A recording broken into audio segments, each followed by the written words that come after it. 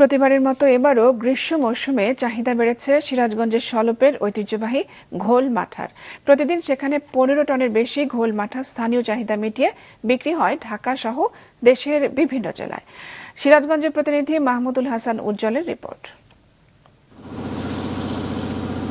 প্রতিদিন milk city খ্যাত সিরাজগঞ্জের শাহজাদপুর, উল্লাপাড়া ও পাবনা থেকে গরুর দুধ সংগ্রহ করা হয় উল্লাপাড়ার সলপ রেল স্টেশন এলাকার এ কারখানাগুলোতে। 3 থেকে 4 ঘন্টা ধরে জাল দিয়ে ঠান্ডা করা হয় সেই দুধ। এরপর তা দিয়ে নানা প্রক্রিয়ায় তৈরি করা হয় সুস্বাদু ঘোল মাঠা।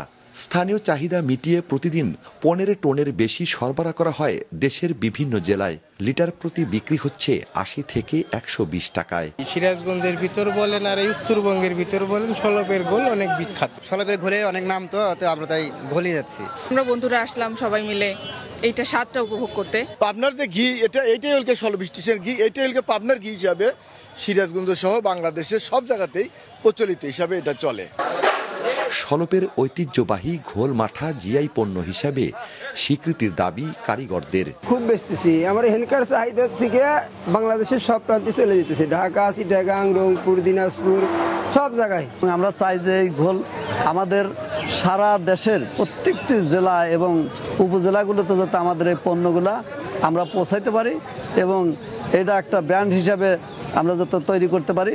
প্রতিদিন কিন্তু 15 থেকে 30 টন ঘোল এবং মাঠা বিক্রি হচ্ছে। তো এটা কিন্তু আমাদের সিরাজগঞ্জের ঐতিহ্যবাহী একটি পণ্য।